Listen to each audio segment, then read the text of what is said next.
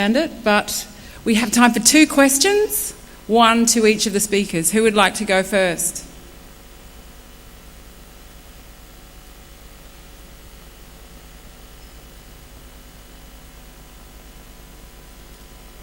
Oh, I'm sorry.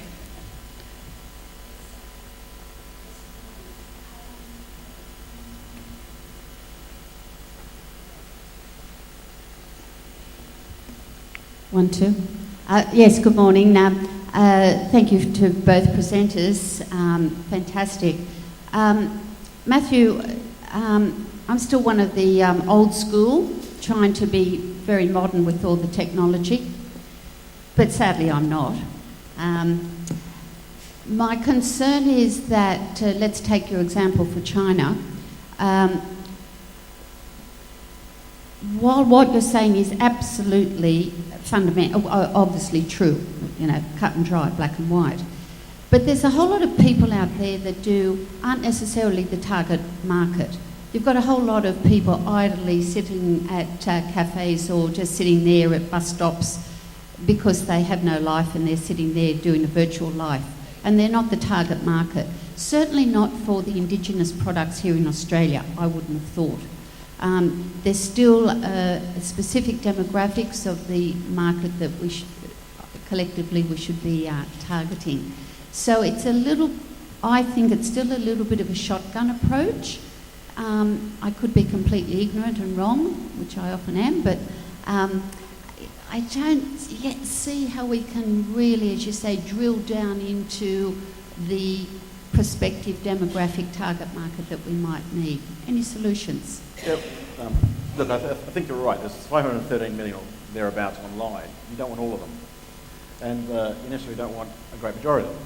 But what I am saying to you, there is a segment of people online today you do want.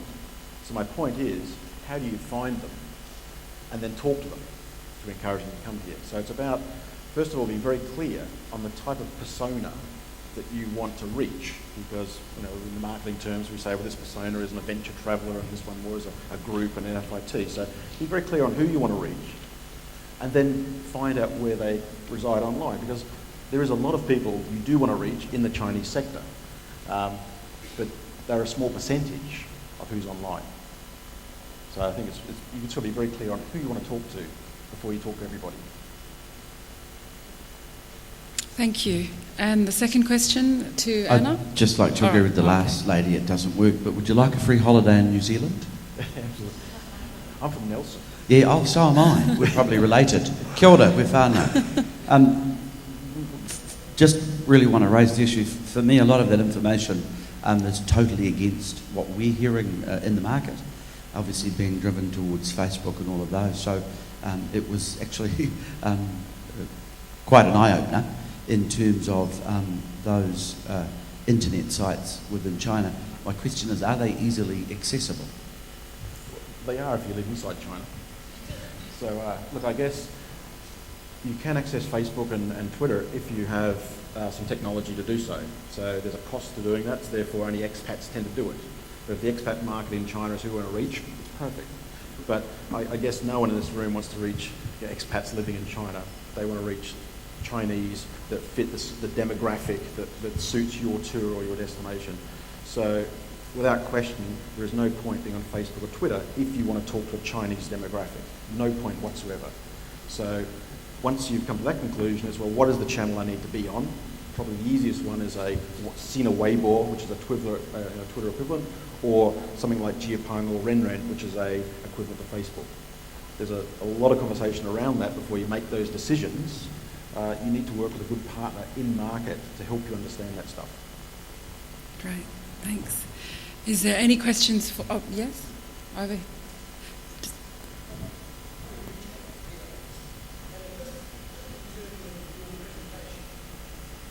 You displayed a list, or you mentioned a list of people. So you mentioned a list of people at the beginning of your presentation who you suggested were interested in a new way of doing things. I just noticed that list didn't include high commercial interests or political or politicians, or that end of the scale. participation, I think one of the challenges right now is we're in between two worlds. There's the old way of seeing the world and doing things, and there's the new one that's replacing it. And you have to have eyes to see the new one, what's emerging. The political institutions that we have, all of the old, institutions of government, even the relationship between government and NGOs, that's an adversarial relationship. They're still there, and because they're institutions, they take longer to dismantle. But the wake-up call for everyone, I think, was recently the Occupy movement, for example, which showed that ordinary people actually had a very different set of values and a different set of priorities and a different perspective than their political leaders in Washington or in the state, the capitals of the world.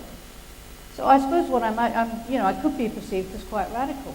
Good, because it's that level of radical change that we need.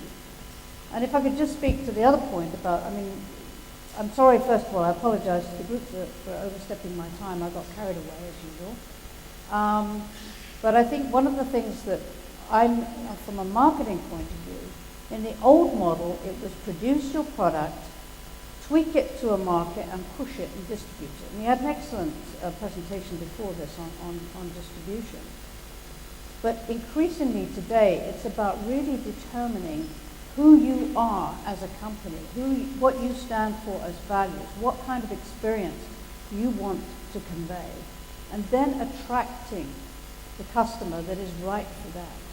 Now that's where I think social media can be so powerful, because as Matthew said, there are now so many tools for you to go out and say, this is the kind of company I am, the kind of experience I want to offer, and then where can I find the person that is most likely to get the most out of that and pay the most for it. So different, just a segue from your question. Thank